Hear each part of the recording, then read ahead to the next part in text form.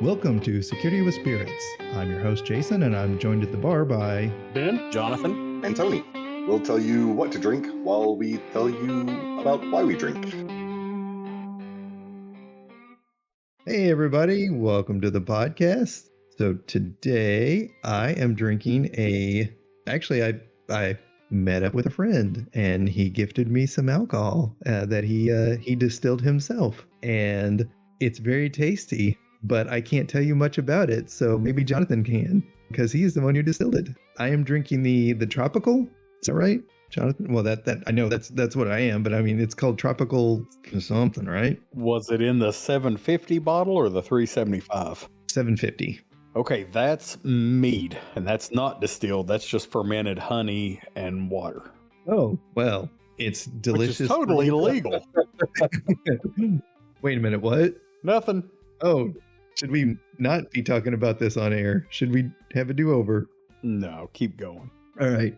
It is very delicious. It was a bit of a struggle to open the cork, but that's not, I mean, that's, I had just gotten out of the sauna, so I was extra weak. But yeah, it's like, oh, it smells great, tastes great. It's low. Less low filling. Mead. It's what's for dinner.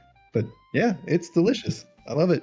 I'll keep it with Jonathan. Jonathan, what you drinking? Oh, well, first off, I'm glad you're enjoying that. That is one of the favorite bottles of mead I've made. But I was thinking to myself, like, how am I going to pitch what I'm drinking? Wait a minute. What's the best kind of booze? Free. That. Yes. And I was having dinner at a friend's house last weekend, and they're like, hey, we've got an extra bottle of Jameson. You want it? Yeah. Wow. The rare extra bottle of Jameson. Yes, exactly. And so I'm looking around. Yesterday I got an email from Jameson with their new recipe stuff, and I was looking through there. I'm like, oh, well, I got a brand new bottle. And it's like, oh, I just need ginger ale and lime juice. I'm like, I'm making this. So that's what I'm rocking, is just Jameson and ginger ale and lime.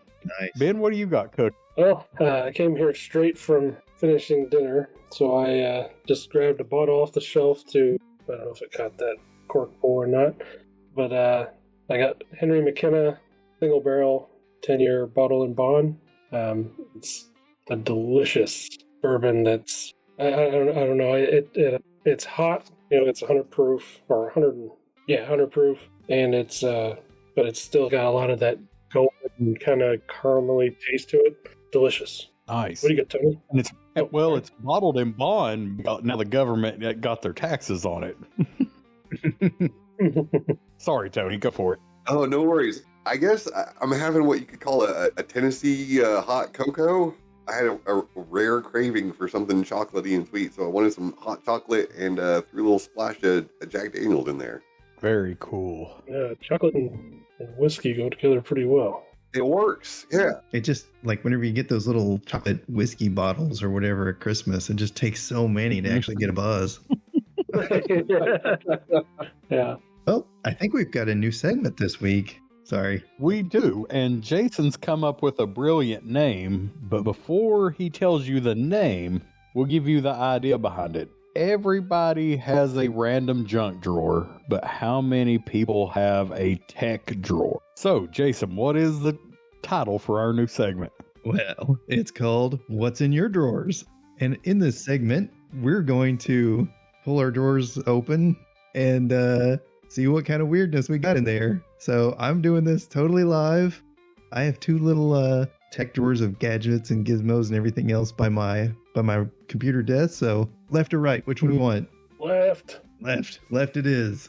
Wait, stage left? No, I'm just kidding. My left or We're yours? on stage? Got a lot of pins in here. Ooh, I got a AirPod cleaner that I thought I lost, so I'm glad I found that. Oh, wait, I think we found it. All right, so this is a flashlight. All right, so it's a Crucial M500. Well, it's an mSATA drive SSD, but it is one of the big old ones. I have had this thing. No, it's 240 gig, and yeah, I know for sure I've had it 10 years probably. Just sitting there unused, just chilling. So it's not weird. It's just tech that I probably paid a lot for, and just A lot more than you would have to pay now. yes. I'm gonna go with that. Who's next on this game? So I'll go. I had to recently dig around in the drawer to find an old VGA cable, just a blue in cable for a monitor, and I came across a 1-inch cable crimped on both ends with RJ45 jacks. So it's a 1-inch patch cable, and it doesn't look handmade. So I don't know what factory an item that needed this, but yeah, it was. I was like, why do I even keep this? In case I have two devices really close together. All right, so Ben's got a 1-inch in his drawers. Who's next? There was shrinkage. I was in a pool.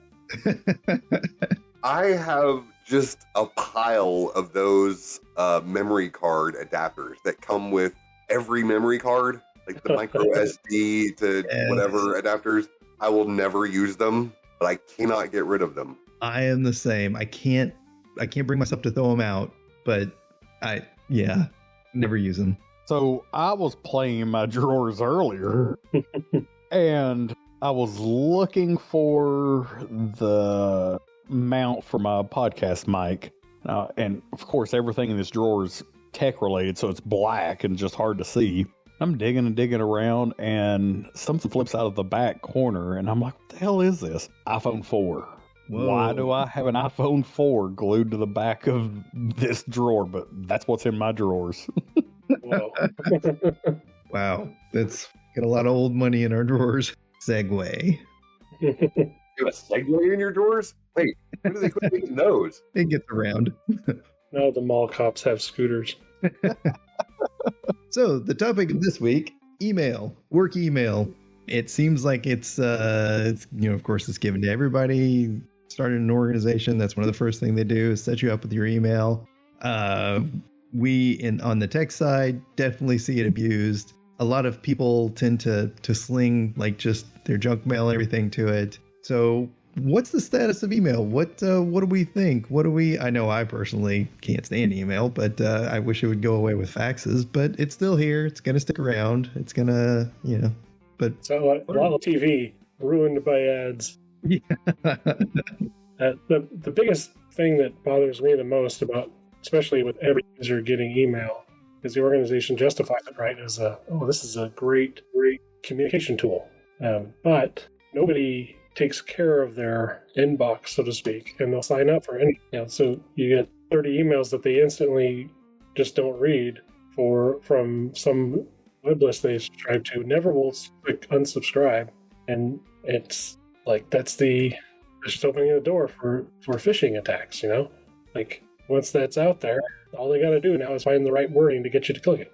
So that's annoying to me that there's not less care put into the work asset of having that communication tool. And it is the most targeted attack vector. Like I don't know, it blows my mind that we're still, like to your point, Ben, was like, we're still just like everybody gets an email address, like it's a perk.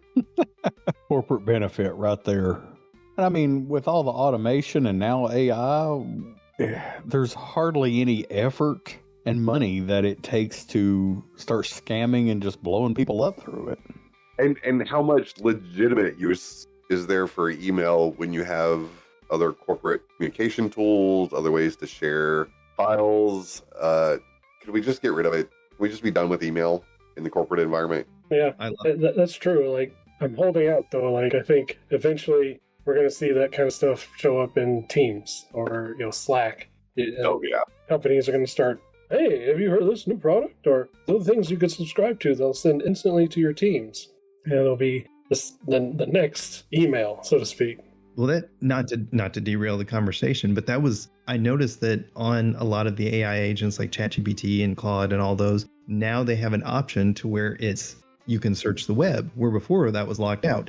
And my initial thought, whenever that, first I was like, oh, good. Now I can look at like live stuff that's out there, recent stuff, instead of having a snapshot of the internet. But I thought, oh, I bet marketing is driving this, because once it's connected, now you can get see if you can get your results higher up on the AI search feed. And yeah, I'm like, oh man, marketing ruins everything. Everything. Sell. So what another quirk that I think that email is trying to evolve, but I don't like the way it's going. I think they're trying to make it more of a social, like a hip, fun thing, like, you know, like Ben, you said Slack or Teams or whatever. And I can't stand the responses. I don't need a thumbs up to an email. No. Yeah, it's tough. Like, yeah, a response to an email I like them. Okay is not useful. I like the blind assumption that they maybe read, maybe didn't read, maybe waiting on a reply to the email. I like that guesswork. Just that whole question mark. Yeah, because it puts ownership back on them. Like, well, I sent the email. It's their fault if they didn't check it. Yep. And if we're going to do that, then turn read receipts back on.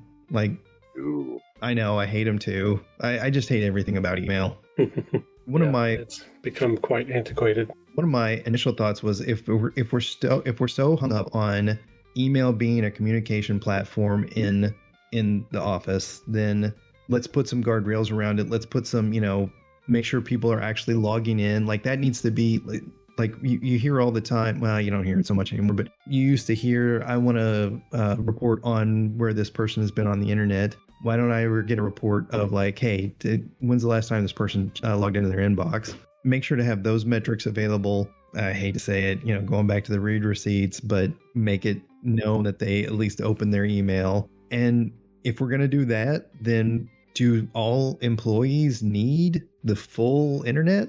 I mean, we filter internet. So why don't we filter emails? Why don't we say this employee only gets internal emails? So that way they can still communicate within the company, but they're never ever going to go sign up for spam.com or whatever and fill their inbox. Yeah, I like that. Was the thing that's a feature in one of the products that I use in my work life, that it has the ability to block the use of company credentials being used to log in or written in on the web in certain internet categories.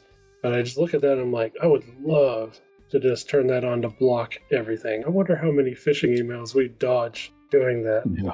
But at the same time, I get requests like, hey, I need this email from very specific news article, generalblah.com. And like there are some valid cases where, stuff like that gets filtered, but some of that, man, end users are so hung up with, no, I have to have it. It was sent to me. I have to read it. Like, no, it is like legit verified. It is fish. Like, you don't want this. Like, I have to have it. It's for a report I'm waiting on. Like, no, it's not. I'm going to go to your boss. Cool. I'll go to your boss. It'll be a party. A boss party. You'd think that a boss party would have a very cool theme song. Like, on a boat. Yeah. How much more can we bash email? It's supposed to be a brief podcast, but what are some, I think we've given some good points. Like if you can get away with it, definitely push for like that filtered email experience.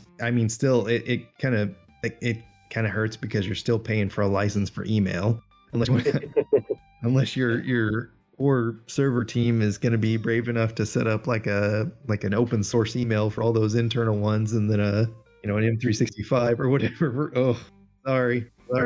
Yeah, that's going to be painful. You can't get rid of email now. This is what you're saying. Yep. It's too tightly integrated into the ecosystem, isn't it? Yeah. The problem is that there's not tight enough of a leash on the controls, right? I'm sure it's possible you could give everyone the ability to receive specific emails, but they don't have the ability to sign up for additional things. They don't have the ability to send, but they can receive the company communications that are necessary, right? But well, I guess that's more like zero trust. Like you have to have like vetted people to be able to send to you. And that's, still like it pushes work back on the IT department, because now you've got your poor security team trying to vet email systems and, open up access to, again, I can't remember who I call it, Frank or Joe in accounting or whoever.